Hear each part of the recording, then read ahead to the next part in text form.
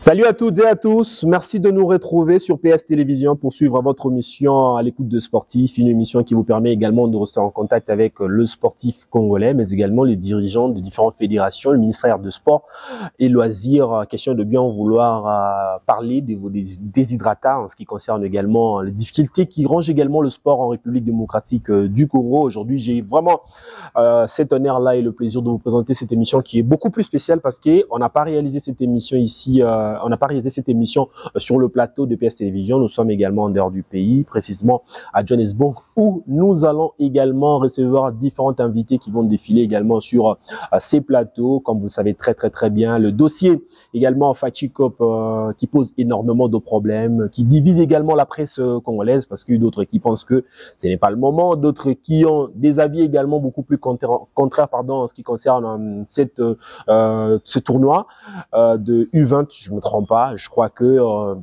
ça sera beaucoup plus important d'écouter aussi les différents analystes qui vont bien évidemment parler de ça à travers cette émission. Une émission, comme je l'ai dit tantôt, spéciale. On reçoit également le premier vice-président de la Fédération congolaise de basketball sur fauteuil qui sera ensemble avec nous dans quelques minutes ici sur ce plateau. Et puis, il y aura également le coach de Léopard Dame basketball sur fauteuil de la République démocratique du Congo qui va également nous parler de l'état d'âme ou de l'état d'esprit, des non-athlètes congolais qui sont également ici en préparation à Johannesburg. Question de bien vouloir participer aux éliminatoires du Jeux para-africain Ghana 2023 que la RDC organise pour la toute première fois dans l'histoire de notre pays en République démocratique du Congo du 28 au 30 avril prochain. Pour ce faire, comme vous le savez très bien, j'ai déjà introduit cette émission que nous allons également parler de ce dossier du tournoi de la FIFA qui va donc être organisé ici en République démocratique du Congo, Fachikop qui sera donc organisé au mois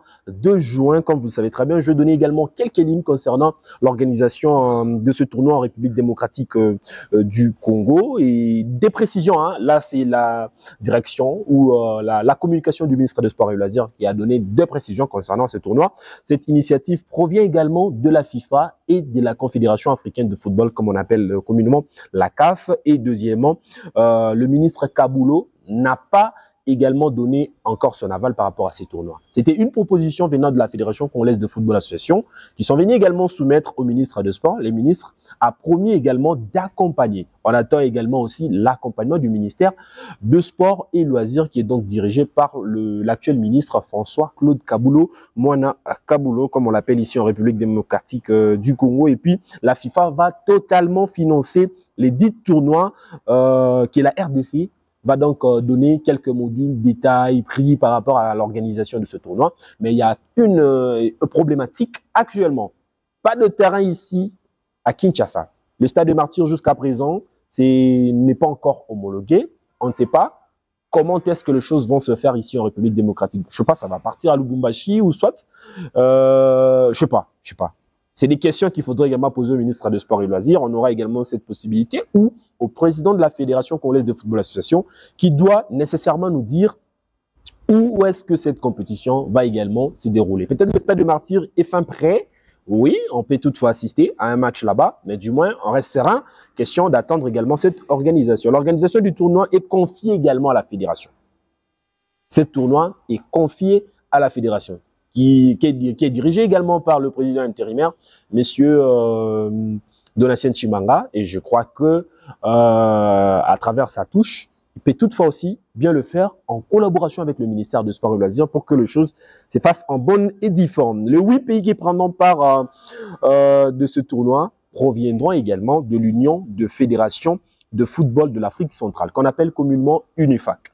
Donc, on aura différentes nations qui vont participer dans ce tournoi. Et puis, il y aura également le logo qui circule sur la toile. Sans de précision, le logo qui circule sur la toile ne provient pas du ministère des Sports, comme l'affirment certaines opinions. D'autres qui pensent dire que non, ça provient également de la présidence. D'autres qui disent que non, c'est le ministère des Sports et Loisirs, la communication ou la cellule de communication du ministre dit que non, c'est logo et tout. Donc, ça provient pas également du ministère. Donc, comprenez que c'est peut-être la fédération ou soit les personnes de bonne volonté qui ont fait également ce logo pour honorer également le président de la République. Et puis, il y a d'autres autres détails parce que les gens parlaient aussi du retour du championnat en République démocratique du Congo, quelque chose qui inquiète également beaucoup de sportifs. Mais à travers ces messages, de la cellule de communication du ministre des Sports et Loisirs, on nous informe que la FECOFA et la Linafoot ont été reçus également par le ministre Kabulo pour envisager la reprise et préparer le prochain match des Léopards seniors de la République démocratique du Congo. Le ministre Kabulo Mona Kabulo reste déterminé à donner le meilleur de soi-même pour élever le niveau du sport congolais. Donc, c'est vraiment un défi pour le ministre Kabulo et je crois que ça sera vraiment important que le ministre puisse faire le mieux possible pour que le sport congolais puisse vivre. Donc, on est vraiment serein, on sait que le ministre va y arriver et on aura également la possibilité de bien vouloir échanger sur tout ce que le ministre va également faire sur ce plateau. On aura toute personne qui viendra donner son point de vue par rapport à la gestion du ministre. Il y aura la cellule de la communication du ministre qui défile aussi de temps à autre dans nos plateaux, c'est-à-dire donner des précisions, des détails concernant le différents événements qu'organise également le ministère de Sport et Loisirs. Puisque je vous avais également annoncé, mais des invités que je vais également recevoir sur ce plateau, c'est les premiers vice-présidents de la Fédération congolaise de basketball sur frotté. On va parler organisation. Vous savez également, la RDC organise les éliminatoires du Jeu para-africain Ghana 2023 du 28 au 30 avril prochain, c'est-à-dire la semaine prochaine. Cette grande organisation qui va également regrouper quelques nations qui vont notamment s'affronter en République démocratique du Congo. Les questions sont tellement à poser concernant les infrastructures. La RDC aujourd'hui qui est également en quête des infrastructures. On ne sait pas où est-ce que ça va se dérouler. Le premier vice-président va nous donner également quelques détails. Mais avant de prendre le premier vice-président, nous allons d'abord commencer par prendre cet élément que la régie va devoir nous proposer. Et puis, nous allons comme ça nous retrouver juste après pour échanger en bonne et due forme avec le premier vice-président de la Fédération congolaise de basketball sur fauteuil, M. Ferras da Costa Djonga. Le tournoi Fachi Cup est une vaste distraction, une aventure de mauvais goût orchestrée par un ministre populiste, Claude François Kabulo Mwana Kabulo. On croyait qu'en étant ministre, le Djalé Lodon, il se reconnaît parfaitement bien dans sa peau d'un journaliste, il devait changer à la posture d'un homme d'État. Fachi Cup. De par l'appellation, on sent de la flatterie. Dire merci au chef de l'État pour sa nomination. Encore une erreur de casting. Les vieux démons ne sont pas surgis. On a traité sévèrement Serge Konde Chimbo. Mais on sent que la première acte posé par Kabulo est la même avec Chimbo. La culture de l'association et de l'émotion. La consommation médiatique. On sent un esprit partisan, bref, de la flatterie. Parlons du tournoi en question. Avec quelle infrastructure sportive on peut abriter un tournoi actuellement en RDC? Soyons sérieux. Le stade de Martin est un stade inachevé. À l'heure actuelle, on n'a qu'un stade qui est homologué par la CAF, qui est le Kamalondo, tout puissant Mazembe. Le stade de Martyrs doit encore subir un examen de la CAF et la CAF a donné son verdict. Donc, c'est un tournoi à l'improviste, une décision populiste de la part d'un ministre qu'on pensait apporter un nouveau vent. Hélas, c'est encore la logique des choses, l'amateurisme avec un manque criant de planification et de professionnalisme. Et un tournoi U20, à quoi ça sert en ce moment? C'est un tournoi inopportune, en ce sens que la RDC, c'est un pays qui n'accorde pas beaucoup de chance aux équipes jeunes. Prenons l'exemple des U17 qui ont été disqualifiés, les U20 qui ont fait un tournoi pas trop bien à Brazzaville. C'est aujourd'hui Kabulo veut mettre la poutre aux yeux à tout le monde que la fédération accorde de l'importance aux équipes de jeunes. Carrément non. La préparation. Déjà, ça fait plus. On n'a pas des équipes compétitives. En interclub, on a vu la piètre figuration de nos 4 clubs qui sont éliminés dans les phases des groupes. À quand faire la sélection, le niveau de l'équipe, voir les sparring partenaires. Je pense que des fois, la modestie, ça va aussi dire non. Moi, je pense que le ministre et ses collaborateurs ont très mal réfléchi sur ces tournois. Parce que ça frôle le ridicule. C'est inconcevable. Le championnat national est arrêté, faute de moyens. Mais la RDC va abriter un tournoi. Certainement, elle est de la FIFA. Oui. Mais la RDC va débourser de l'argent pour la couverture médiatique, pour les pays visiteurs. Ça prouve la suffisance qu'on n'a pas encore de têtes sportives pour une vision sportive. On n'a que des brefs amateurs, des sportifs, des pacotis qui ne vivent que pour leur intérêt. C'est-à-dire le foot, le sport en général est pris par les vautours. Et aujourd'hui, personne ne peut nous parler que Kaboul est un saint. On se rappelle très bien qu'en 2010, Kaboul a été incarcéré pour détournement des deniers publics. Si la RDC ne retransmettait pas des matchs, à l'instant, il y avait des problèmes dont le nom de Kaboul était dans le couloir. On connaît bien la saga de la Coupe du Monde. De la Coupe du Monde face au Maroc. Kaboul avait eu 600 000 $ pour aller chercher des féticheurs pour la qualification. Donc aujourd'hui, Kaboulo est toujours dans sa même logique. Personne ne peut nous dire autrement. Kaboulo ne changera jamais. Il est éternellement le même.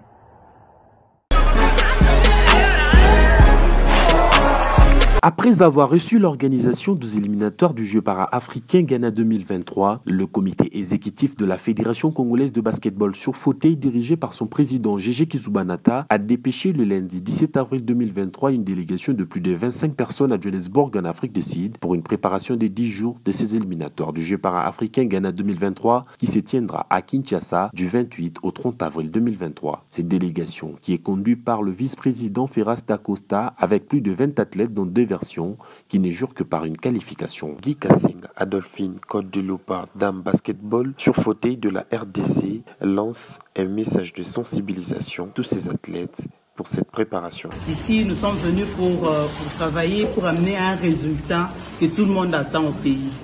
Le président qui est en train de faire tous ces efforts-là, il doit être satisfait. Si on n'amène pas le résultat, ça ne sera pas gentil. Tout ce que je souhaiterais, c'est une bonne chance et que Dieu nous accompagne et restons unis. Ici est de noter que les athlètes se rendent dans la salle de musculation ce mardi matin pour une séance de récupération en attendant le programme officiel des entraînements par le comité exécutif de la fédération.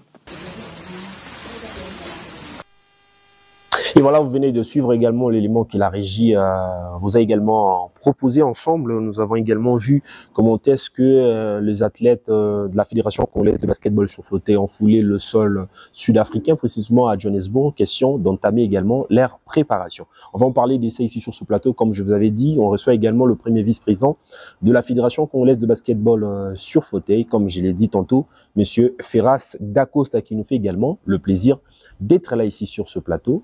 Monsieur le vice-président, bonjour. Bonjour, Jérémy. Merci beaucoup. Nous avons également l'honneur de vous recevoir également sur ce plateau. Nous sommes très loin de la ville-province de Kinshasa, à Johannesburg, en Afrique du Sud. Une émission un peu spéciale, comme je l'ai annoncé, monsieur le vice-président. C'est un honneur pour nous de vous recevoir également à travers notre émission à l'écoute de sportifs pour une première. Déjà sur PS Télévision, à ZTM, on était vraiment ensemble avec vous. On a parlé également de différents sujets, qu'il y ait également la fédération. Mais aujourd'hui, nous avons également l'honneur de parler également de l'organisation de cette compétition que la RDC organise en République démocratique du Congo pour la toute première fois. Déjà, c'était quoi la motivation pour arracher également ces éliminatoires, l'organisation de ces éliminatoires en RDC? Bon, comme vous savez, la fédération a beaucoup d'ambition. Avec le président Gégé Kizubanata, qui est vraiment un homme qui veut l'évolution du sport. Donc, on a osé. On a osé. La motivation aussi, c'est que par rapport à l'organisation de la fédération. Donc, il s'est fait que l'Afrique a confiance en nous. Donc, on est super motivé de le faire parce que nous voulons l'évolution. Donc, voilà. Voilà, comme vous l'avez dit, vous voulez également l'évolution. Mais il y a un sérieux problème qui s'y pose actuellement, monsieur le vice-président. La RDC n'a pas d'infrastructure. Pourquoi vous avez pris ces risques d'organiser cette compétition en République démocratique du Congo au moment où la RDC n'a pas les infrastructures adéquates pour organiser cette compétition? Un risque, oui. Vous savez, qui ne risque rien n'a rien. Et il s'est fait que nous avons trouvé un terrain à Kinshasa qui répond aux normes et nous avons osé. Et on sait que c'est un risque, oui, mais nous allons oser et ça va bien se passer. Ne vous inquiétez pas. Et est-ce que vous pouvez également nous donner le lieu où va se dérouler également cette compétition? Je ne sais pas, peut-être ça sera une exclusivité pour nous par rapport à l'organisation. Ok, ça sera à l'école flamande, l'école belge. Et nous avons déjà discuté avec eux. Le terrain sera prêt pour la compétition. Ok. Donc le président Kizoubanata, GG était déjà passé là discuter, ils se sont déjà entendus. Donc c'est à l'école belge que nous allons jouer puisque ça répond aux normes africaines. À peine 2 ans, la Fédération congolaise de basketball sur fauteuil, vous avez également pris cette responsabilité d'amener également les différentes délégations dans différentes compétitions sur le plan continental. Mais je ne sais pas, qu'est-ce qui vous a motivé? Après 2 ans, vous acceptez également d'organiser une compétition qui essaie, dans d'autres différentes fédérations, n'ont pas également eu ce courage-là ou ces risques d'organiser une telle compétition en RDC. Comme je venais de dire tantôt, qui ne risque rien à rien. Nous avons été contactés par la Fédération africaine qui avait contacté le président GG Kizoubanata et a proposé, vu l'organisation de la fédération, vous dites 2 ans, oui, mais en 2 ans, nous avons déjà fait beaucoup, comme vous le dites là. Nous avons 3 trophées internationaux et le président GG a accepté de relever ce défi-là, organisé, vu que les ambitions aussi sont grandes pour nous. Donc, si on n'ose pas, je ne pense pas que nous allons évoluer. Donc, c'est un peu ça. Monsieur le vice-président, les handicapés en République démocratique du Congo, c'était des personnes que des gens ne considéraient pas, de personnes qui n'étaient pas également insérées dans la société. Aujourd'hui, le chef de l'État a également honoré les personnes avec handicap. Et vous aussi, à travers votre fédération, vous avez également honoré, on voit différents voyages, on voit différentes préparations en dehors de la République démocratique du Congo. C'était quoi d'abord? C'est quoi la motivation de bien vouloir travailler avec les personnes vivant avec handicap au moment où il y avait également dans différentes fédérations comme chez les Valides, puisque GG, le président, lui, il était aussi un ancien basketteur de la RDC. Je dirais ceci, Jérémy. L'handicap n'est pas un problème en fait. On est d'abord sportif, nous. GG Kizoubanata, comme tu venais de signaler, je suis basketteur. On a vu que comme les personnes handicapées étaient délaissées, nous avons osé ce challenge, prendre la fédération et voilà où nous en sommes aujourd'hui. Vu que le président aussi, Kizoubanata,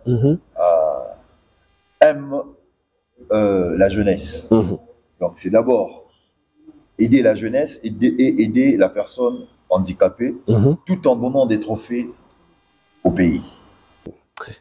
Monsieur le vice-président, je sais qu'il y a beaucoup de personnes qui nous suivent en ce moment parce que nous sommes également suivis partout en République démocratique du Congo et puis sur le plan international à travers Canal+, Canal 346.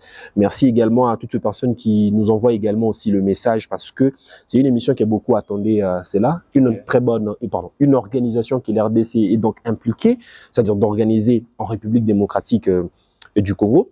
À peine arrivé, comme je l'ai dit tantôt, 10 ans, ou aussitôt arrivé au chiquier continental ou international, parce que vous avez été aussi au pré-mondial du côté de la Thaïlande. La RDC débarque en Afrique du Sud pour une préparation. Vous pensez que dans le jour qui reste, la RDC peut-il être capable de bien vouloir, c'est-à-dire obtenir la qualification, avant peut-être de prendre la personne qui est beaucoup plus technique et pour nous répondre également dans ce sens? Je dirais ceci. Vous savez, quand on va en guerre, c'est pour se battre. Et on ne part jamais en guerre pour perdre. Nous sommes déterminés. J'ai confiance aux athlètes, j'ai confiance au staff technique. Je sais que nous allons arracher la qualification pour les Jeux para-africains Ghana 2023. En 10 jours, ça peut être possible? Bien sûr qu'en 10 jours, c'est possible. Parce que ils ont déjà l'habitude de s'entraîner. Ça, c'est juste un regroupement parce que les athlètes ne viennent pas tous de Kinshasa. Ils viennent de différentes provinces. Et c'est pour les mettre en communion. Et voilà, nous allons arracher cette qualification en 2 versions. Voilà, merci beaucoup, monsieur le vice-président de la Fédération congolaise de basketball sur fauteuil. Je pense qu'on a eu quand même cet échange qui est beaucoup plus fructueux concernant l'organisation de ces éliminatoires du G africain Ghana 2023 que la RDC va organiser également ici en République démocratique du Congo. Je souhaite également bonne chance par rapport à cette organisation et j'espère bien que la RDC va devoir également gagner dans les déplaces pour s'y retrouver également du côté de Ghana, je crois au mois d'août, si je ne me trompe pas. Les Jeux panafricains de Ghana, c'est en septembre. Ça a été repoussé à cause de la francophonie. Donc c'est en septembre. Et c'est à moi de vous remercier de m'avoir invité. Merci et bonne continuité. Et voilà. Comme je l'ai dit tantôt, on a échangé avec le premier vice-président de la Fédération congolaise de basketball sur fauteuil. Il a quand même répondu dans les différentes questions. Mais retenez très bien que la RDC organise cette prestigieuse éliminatoire ici en République démocratique du Congo. C'est pour la toute première fois que la RDC prend également ces genres de responsabilités dans cette fédération, des basketball sur fauteuil. À peine 10 ans que la fédération avait également eu son agrément et tout. Donc je pense que on va également essayer de suivre à la loupe et des prêts surtout pour que nous puissions également vous faire voir comment est-ce que l'organisation va également se dérouler dans cette fédération. Avant peut-être de prendre également le coach de dames, le coach de Léopard basketball dames de la République démocratique du Congo, Guy Adolphine Kassenga. J'aime bien nuancer comme ça parce que c'est quelqu'un de bien qu'on échange à tout moment concernant le dame aujourd'hui. Comme je l'ai dit tantôt, les Landy Basket, les basketball sur fauteuil, on a vu à plusieurs reprises, c'était le monsieur qui voyageait, mais aujourd'hui, la RDC aussi a quand même ces lions qui vont tout à fait représenter aussi la République démocratique du Congo parce que c'est dans les deux versions que je vous présente également Madame Guy Adolphine Kassenga, coach des Léopards dames basketball sur fauteuil de la République démocratique du Congo. C'était tour à tour le vice-président. Cette fois-ci, c'est le coach de Léopards dames, comme je l'ai annoncé tantôt. Et j'en profite également pour dire bonjour et bienvenue. Bonjour, monsieur Jérémy. Voilà, merci beaucoup, Madame Guy Kassenga. Je vous appelle comme ça pour qu'on puisse également aller beaucoup plus vite parce que c'est une première aussi pour moi de vous avoir ou de rester ensemble dans un même plateau avec vous. J'aimerais également savoir, avec le U25, si je ne me trompe pas, vous avez également participé également au mois de décembre dernier dans une compétition. Parlez-nous un peu de chez les dames, comment est-ce que vous avez également eu ce plaisir de bien vouloir coacher, faire ces très bons parcours avec les Léopards dames de la RDC. Effectivement, pour la première fois avec les dames de basketball sur fauteuil, c'était notre première participation au mois de décembre de l'année passée. Nous avions participé aux éliminatoires à la qualification à la mondiale. Et à cette participation-là, nous sommes qualifiés. On est sorti deuxième après l'Afrique du Sud. Et voilà, 10 jours de préparation ici à Johannesburg, pour que vous avez déjà eu à se préparer avec le dame de la RDC, mais c'était également dans le U25. Et cette fois-ci, c'est toujours dans le U25? Dans le U25, on a pris les seniors et les U25 que nous avons pris aussi. Mais là, maintenant, l'effectif que nous avons, c'est les U25. Parle-nous du groupe, l'ambiance est comment? Comment vous avez également pris contact avec eux déjà dans cette première séance d'entraînement? Au départ, l'ambiance elle est bonne. Parce que j'ai déjà eu à travailler avec cet effectif-ci à Goma avant d'aller en Afrique du Sud, comme je venais de dire tantôt là en décembre de l'année passée. Donc, on a déjà créé une ambiance, une bonne cohésion. Donc, juste là, l'ambiance est bonne et les résultats, nous l'attendons. Vous jouez également un très grand rôle au sein de la Fédération congolaise de basketball sur fauteuil, mais déjà, puisque nous sommes en train de chuter, à 10 jours du démarrage de la compétition, vous pensez également que vous pouvez également être prêt avec le dame de la RDC? Il n'y a pas eu que ces 10 jours de préparation. Donc, nos filles s'entraînent déjà, les filles dans chaque province, les filles ont leur coach. Ils organisent aussi un championnat dans des provinces aussi.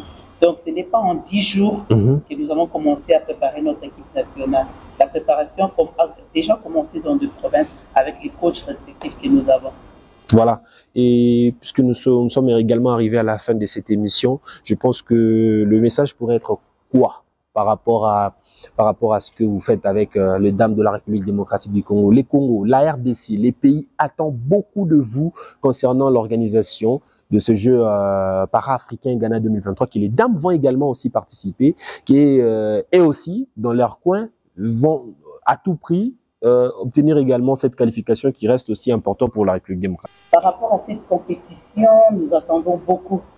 Si je dis beaucoup, c'est vraiment beaucoup de la part d'abord de notre gouvernement et que nous remercions déjà à travers notre président, M. Félix Tshisekedi, qui vient déjà en appui à notre fédération. Et en passant, je remercie déjà le président, je remercie tous les gouvernements. Et quant à la population congolaise, nous attendons votre soutien. Et dites-vous que c'est la première fois que notre pays va organiser cette compétition internationale. Donc, c'est comme dirait Léopard Foot qui joue. Là, maintenant, c'est Léopard Football basketball sur fauteuil qui va jouer. Donc, nous annonçons déjà que nous allons jouer à l'Institut français, à l'école belge, jusqu'à Kouti. Donc, nous allons jouer à l'Institut français du 28 au 30. À notre population congolaise, je viens demander un soutien. Si vous venez vraiment assister à ces matchs-là, vous allez soutenir nos filles, nos garçons qui vont participer à cette compétition. Et à toutes les personnes, à notre ministre des Sports aussi, je viens dire merci, M. François Kaboulou. Je viens dire merci et vous félicite déjà pour votre nomination. Tout à fait. Je vous félicite aussi, mais je voudrais vraiment demander, vraiment, à toute la population de venir nous soutenir. Et du tout, à Congo, nous l'avons eu à Congo. Dino lomba banene couloir pour soutenir une compétition tout un ans. Pour du parti de temps pour soutenir bien dans le gouvernement. Bon, ni la moyenne, ni la moyenne, ni tout d'un qui l'a du 28 au 30. Bateau te à Congo, tout na Nuchunga. C'est la première fois que RDC on a organisé ma compétition internationale. Ah bateau, baneza déjà pour mon social. Avec l'inclusion de la personne vivant avec handicap dans notre société. Donc, tout le monde a dit, moi, je vais tout soutenir. Moi, je suis moyen qui est tout na fanya, je y a donné à yeto. Pas n'ayons sur Congo, RDC, na bisika n'yons tous ali, de petit merci. Tu es dit que ça m'bala na biso ya libo, surtout si tu bini. Effectivement, tu bini, mais tu bêta qui n'a libande en boka. Là maintenant, nous revenons chez nous. Donc chez nous, ça a démontré le soutien, il n'y a pas de nuance. Le soutien m'a beaucoup de soutenir Banana Bisso, la compétition de Torobeta, phase finale absolument qui na Ghana, mais photos en nous qualifiés dans Mboka Nabisso pour na toki de la phase finale na Ghana. Donc du 28 au 30, nous signons na bino nuance, footballeur, handballeur, tout signe même au salaka sportif, il y a un côté là où Moussala fait coupage, à travers notre président. Merci beaucoup Guy Adolphine Kassenga. Je rappelle que vous êtes également coach de Léopard Dames de la République démocratique du Congo. Nous avons passé un moment exceptionnel avec vous. Je rappelle que nous sommes à l'extérieur du pays, dans différents kilomètres de la République démocratique du Congo, où nous sommes en train de réaliser cette émission et nous sommes en train de suivre de près cette préparation des Léopards basketball sur fauteuil dans des versions chez les messieurs et chez le dame. Merci également à toutes ces personnes qui nous ont suivis. Le message que vous avez envoyé, suggestion, remarque, sachez-le très bien que nous allons également le prendre en considération. Richard Vouidi à la régie. Merci pour le grand travail. Fallon Kaninda, à qui on a travaillé ensemble pour la bonne marche de cette émission. Merci également à vous. On se retrouve déjà, c'est jeudi à partir de 12h30. D'ici là, portez-vous bien. C'est branché sur PS Télévision.